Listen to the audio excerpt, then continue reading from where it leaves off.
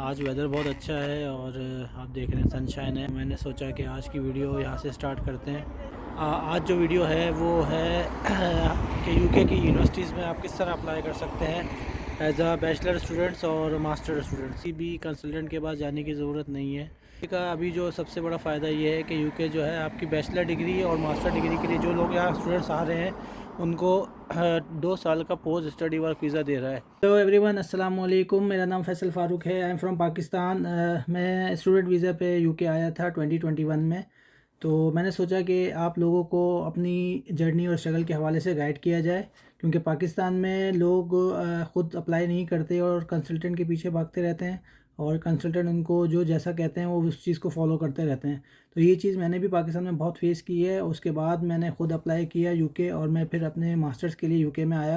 आपको step by step guide करूँगा कि आप यूके में किस तरह आ सकते हैं, यूनिवर्सिटीज़ में अप्लाई करने का क्या तरीक़ेकार है, ठीक है, कितनी यूनिवर्सिटीज़ हैं, क्या फ़ीसेस हैं और ईच एंड एवरीथिंग।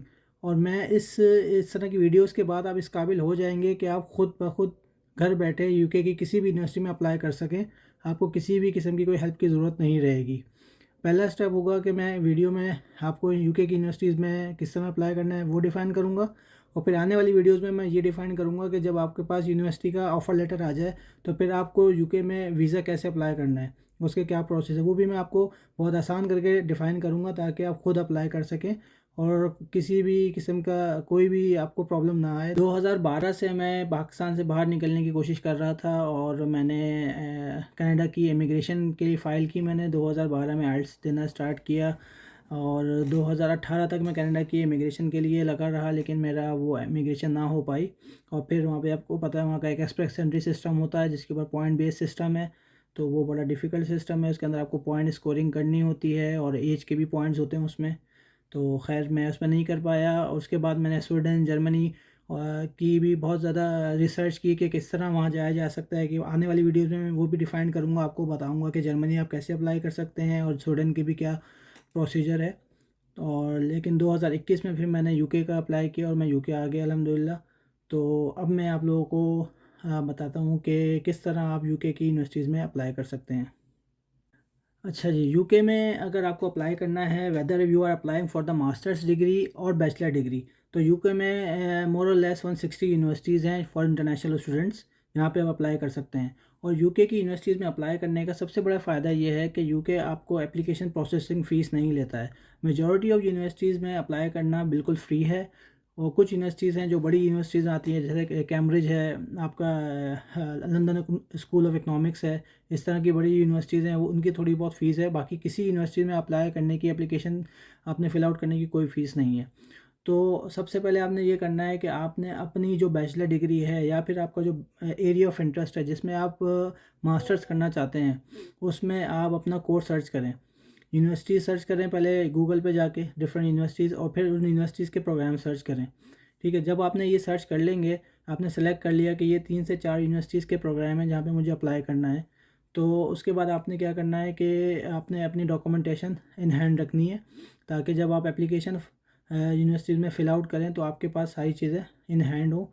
यानी कि आपके बैचलर की डिग्री हो, मार्कशीट हो, अगर मास्टर्स किया हुआ है तो मास्टर की डिग्री हो, मार्कशीट हो, और इसके साथ साथ आपने इंटरमीडिएट की बैचलर आपकी मार्कशीट और उसकी डिग्री भी होनी चाहिए, और इसी तरह मैट्रिक की मार्कशीट और डिग्री होनी चाहिए।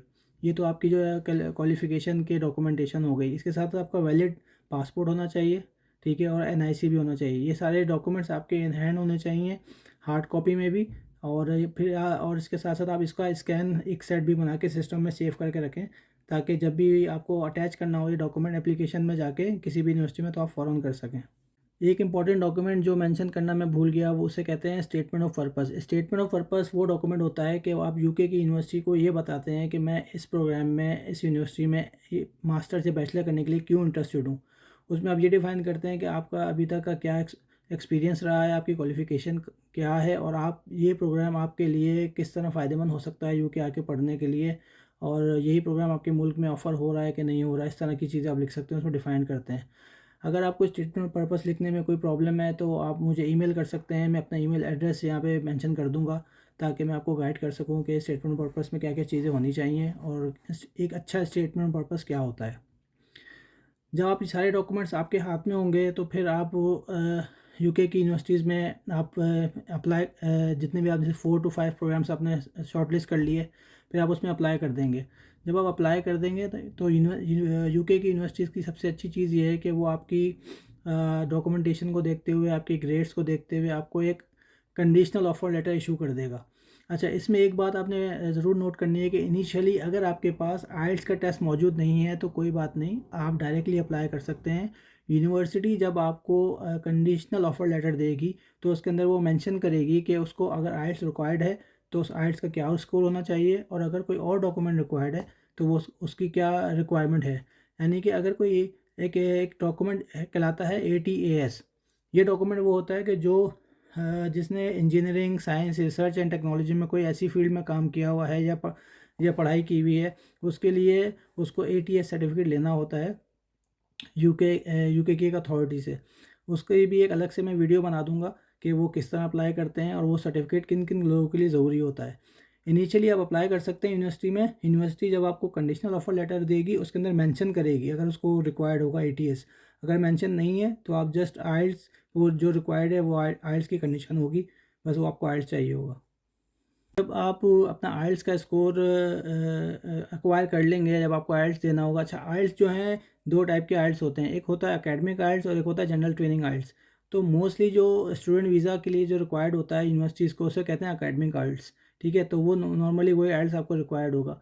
जब आप वो आइल्स स्कोर आपका आ जाए तो फिर आप यूनिवर्सिटी को वो रिक्वायरमेंट जमा करा देंगे, यूनिवर्सिटी की जो कंडीशन थी उसको फुलफ़िल कर देंगे, तो यूनिवर्सिटी आपको अनकंडीशनल ऑफ़र लेटर दे देगी।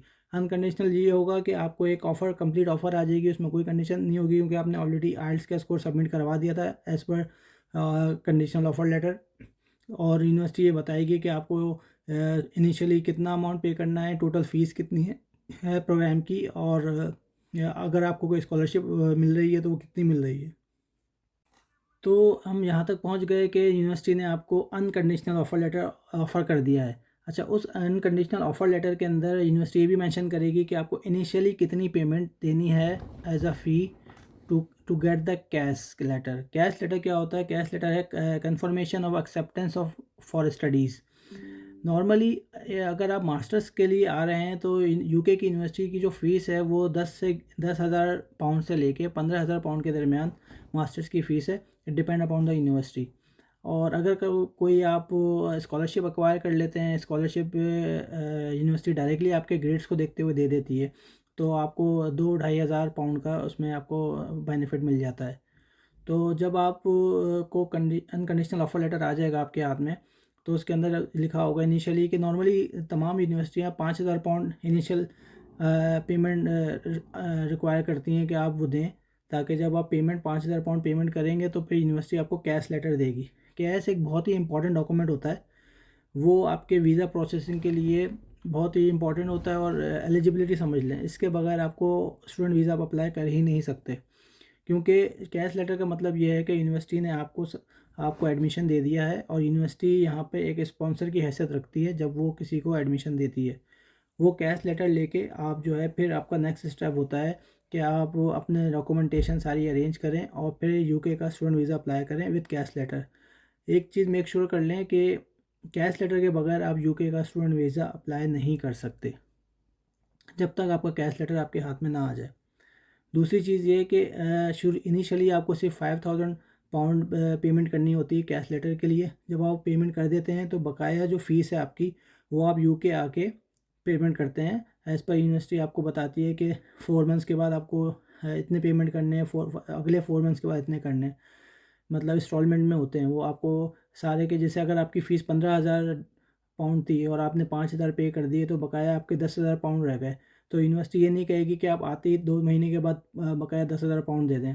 यूनिवर्सिटी उसकी 2 इंस्टॉलमेंट बना देगी और कहेगी अगर 3 महीने के बाद आप 5 दे दें, फिर उसके 4 महीने के बाद आप 5,000 पाउंड दे दें, इस तरह फ़ीस पूरी कर लें। तो ये बेसिकली प्रोसेस होता है यूनिवर्सिटीज़ में यूके की अप्लाई करने का।